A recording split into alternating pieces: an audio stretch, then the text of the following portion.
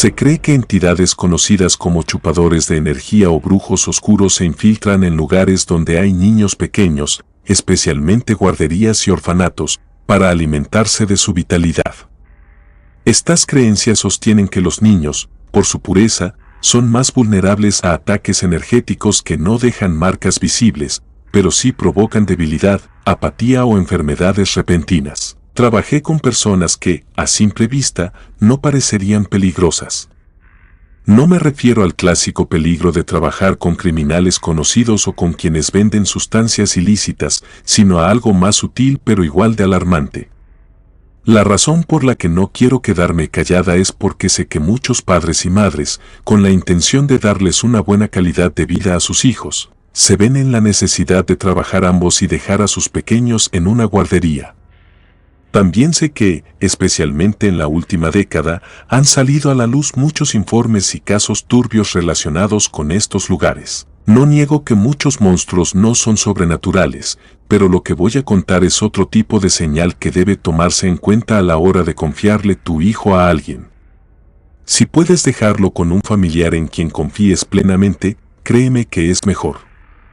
Muchas veces, el lugar que parece perfecto no lo es. Como dije antes, mi integridad podría verse comprometida por lo que voy a decir, por eso no mencionaré el nombre del lugar. Tengo miedo y sé que algo podría pasarme. Sin embargo, voy a compartir todos los signos que deben observar si su hijo empieza a presentarlos, porque a menudo buscamos evidencias visibles, como moretones, golpes o lo que el niño nos pueda contar.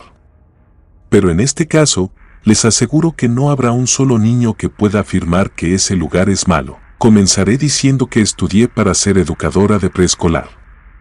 Era mi sueño. Sé que muchos podrían considerar que es un trabajo difícil o mal valorado, pero siempre sentí que esa era mi verdadera vocación. Desde muy pequeña me gustaba cuidar niños, eso era lo mío. A medida que crecí, la idea de estar rodeada de pequeños me agradaba más. Desgraciadamente, una vez que me gradué, no encontré muchas ofertas laborales como educadora. Mientras repartía solicitudes de empleo, me encontré con esta guardería. Era un lugar muy prestigioso que atendía desde bebés hasta niños de 11 años. El centro era enorme y, cuanto más investigaba, más referencias positivas encontraba. Sus instalaciones eran impecables y seguras, en resumen, el tipo de lugar en el que muchos desearían trabajar. Me postulé y, para mi sorpresa, me llamaron.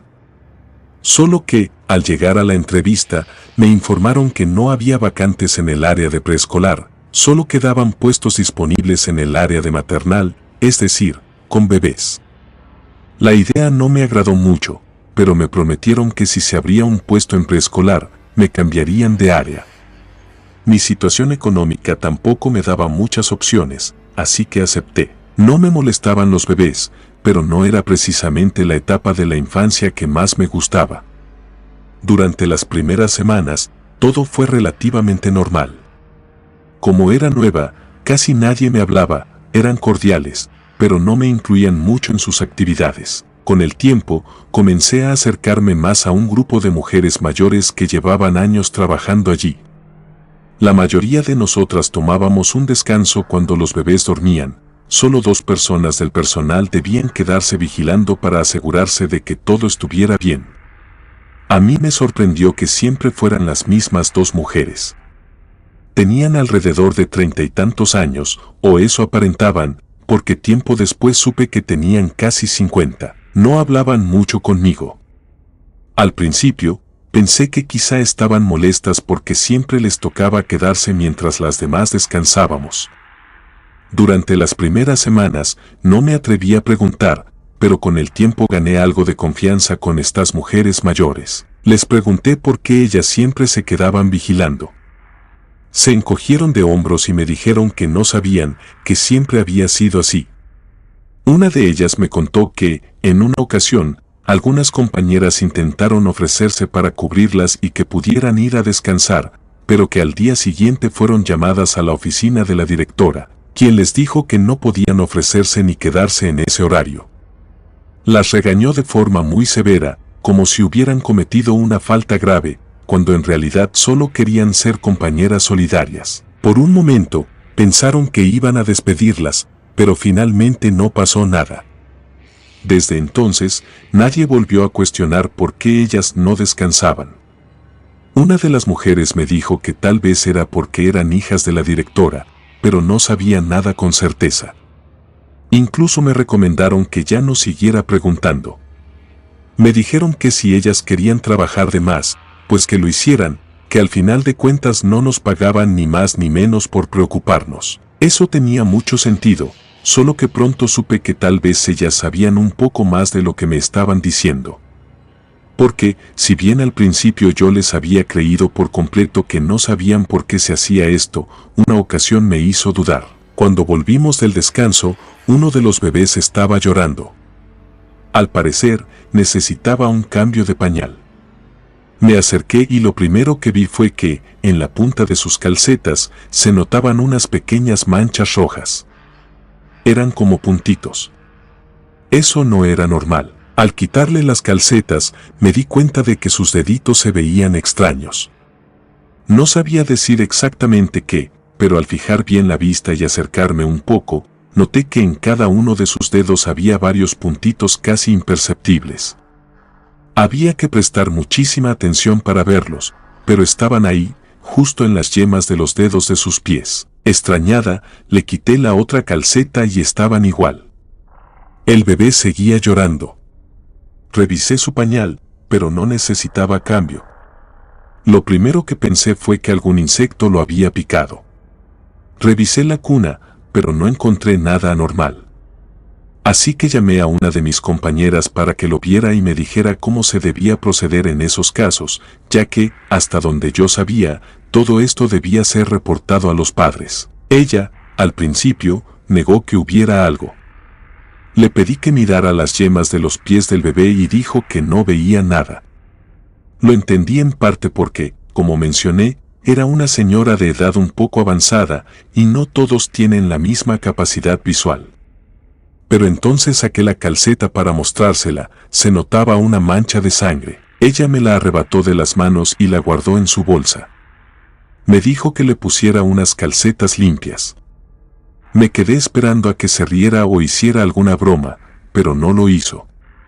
Solo repitió que le pusiera las calcetas. Tratando de hacer lo correcto, le dije que no podíamos simplemente fingir que no había pasado nada, que esa calceta tenía sangre, que teníamos que investigar, ver si algún insecto lo había picado.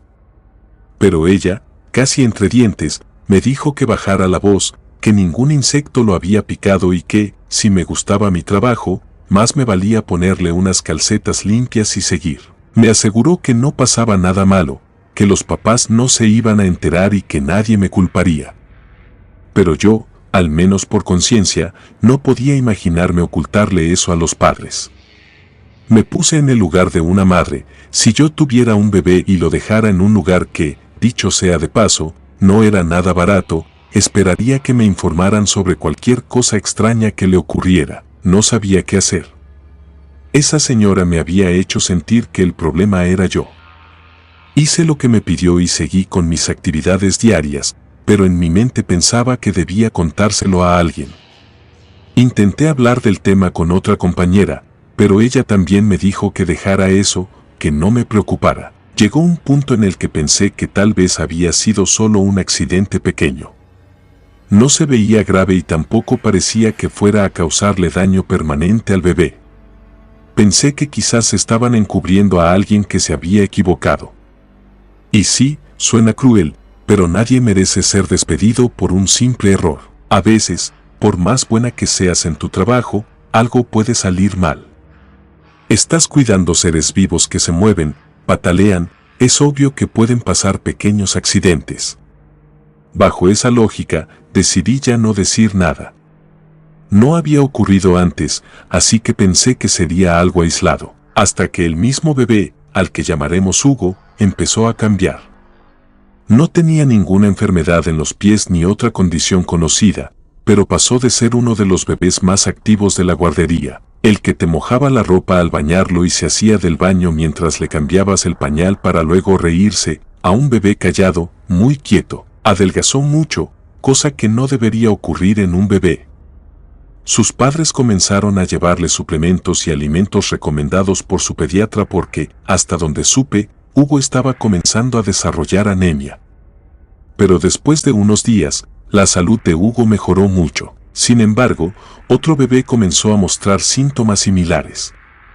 Al principio, fue igual de gradual e inexplicable que con Hugo. Para quien no lo sepa, la anemia no es contagiosa. No es como si en el mismo centro pudiera ocurrir algo que generara una especie de epidemia de anemia. Aún así, investigando un poco más, encontré información que decía que los bebés muchas veces comenzaban a tener ciertos problemas de salud que no pueden vincularse directamente con la guardería. Muy pronto, me di cuenta de que no solo los bebés presentaban estos síntomas, sino también niños muy pequeños. Supe que a los niños de preescolar les ocurría algo similar, pero eran situaciones que solo trabajando directamente ahí uno podía notar. Los casos parecían aislados, problemas o daños que podrían ocurrirle a un niño en cualquier lugar y que, si te enojabas con la guardería, podrías parecer ridículo. Me di cuenta de esto una vez que una maestra del área de preescolar no llegó. Como yo era la más capacitada en esa área, me asignaron ahí temporalmente por 2 semanas mientras ella se recuperaba de un accidente. Recuerdo bien que vi a una niña de unos 4 años sentada en una de las bancas. Se estaba revisando los pies, así que me acerqué para preguntarle si necesitaba ayuda. Ella me sonrió y me dijo que no, pero que sentía que se le habían enterrado 1 o 2 espinas en la planta de los pies y que no podía quitárselas. Me extrañó porque el área de juegos estaba muy bien inspeccionada, precisamente para garantizar que los niños no se lastimaran con nada punzocortante. Me dijo que se había caído cerca de la resbaladilla y que, después de eso, la llevaron a dormir la siesta. Cuando despertó, se dio cuenta de que probablemente se le habían enterrado algunas espinas porque le dolía un poco.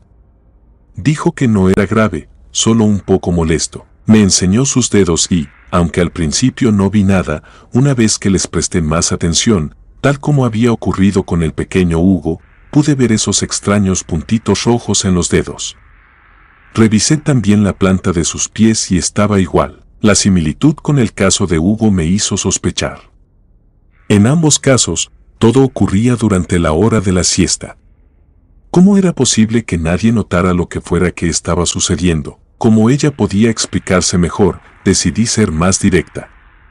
Le pregunté si había sentido algo o si había visto insectos en los salones o en donde dormían.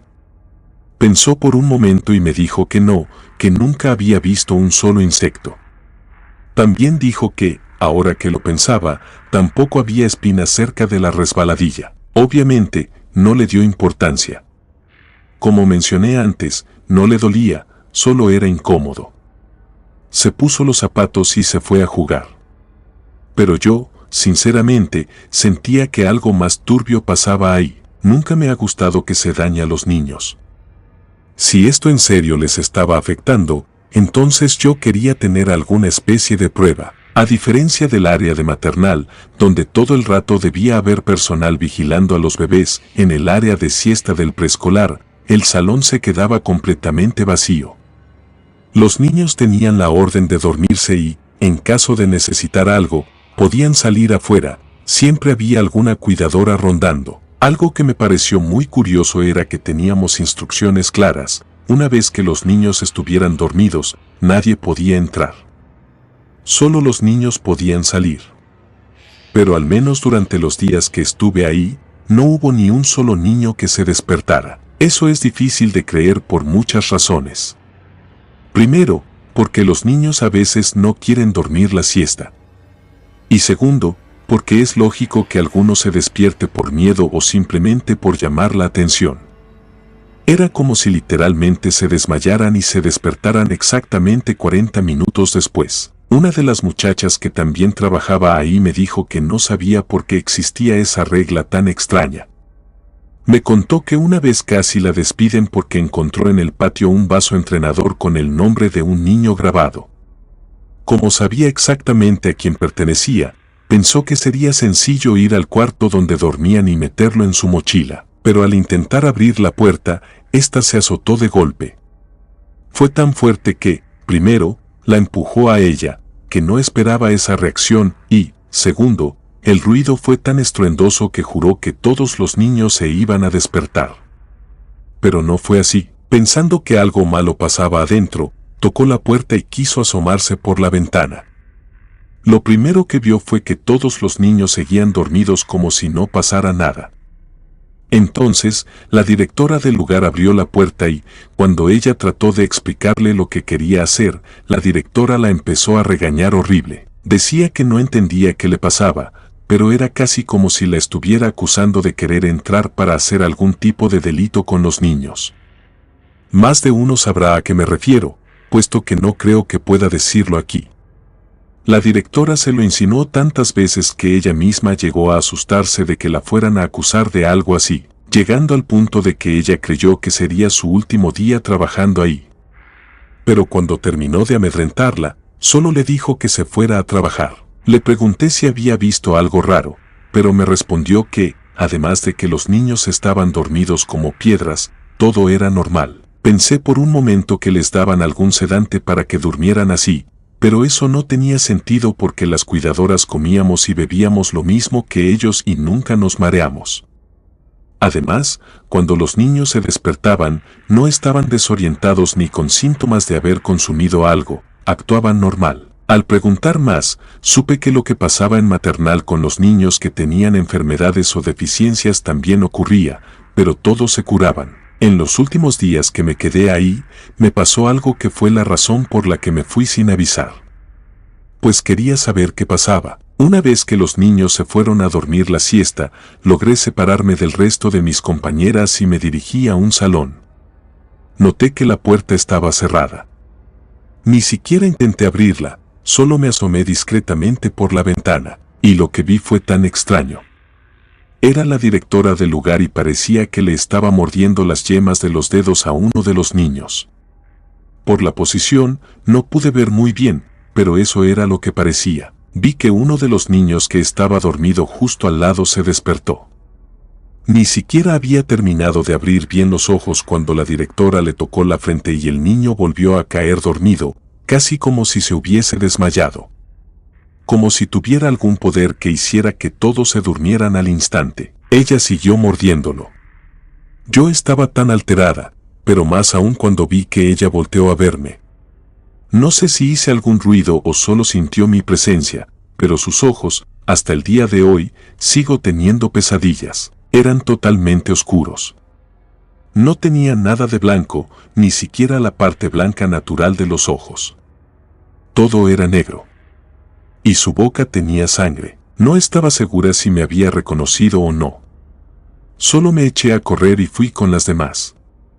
La directora llegó poco tiempo después y ahí supe que, efectivamente, no sabía quién era, porque preguntó quién había ido al área. Yo traté de actuar lo más natural posible, fingiendo que no sabía nada, y me contuve hasta irme de ahí. Jamás regresé a trabajar. Mi primera intención, después de ver eso, fue ir con la policía o alguien.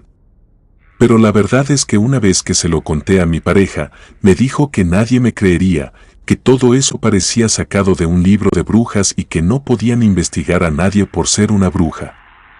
Era simplemente ridículo. Además, ningún padre había levantado jamás una queja sobre algo así. Jamás volví a ese trabajo, pero comencé a recibir muchas amenazas con cartas. Claro que intenté hacer algo con la policía, pero me dijeron que enviar cartas no es un delito. Tenía tanto miedo por mi seguridad y la de mi pareja que nos fuimos de esa ciudad y ahora vivimos en otra, donde no volvimos a saber nada de esas personas. Me mata el saber que sé lo que sé y no puedo hacer nada al respecto. Ellas seguirán haciéndolo. Es el trabajo perfecto para ellas, por eso quise contarlo. Porque si hay una mínima oportunidad de que, como padre o madre, revises estos signos en tu hijo, que al principio podrían parecer nada, quiero que sepas que es algo más. Comunidad de Relatos de Terror, quiero enviarles un gran saludo y agradecerles por todo el apoyo que le han brindado a este proyecto. Ya somos más de 20,000 suscriptores y nuestra próxima meta es llegar a los 21,000. Gracias por todo su apoyo. Si te gustó este relato, suscríbete activando la campanita de notificaciones, de esta manera estarías apoyando nuestro proyecto. Gracias por escucharnos. Relato escrito y adaptado por Lisa Hernández.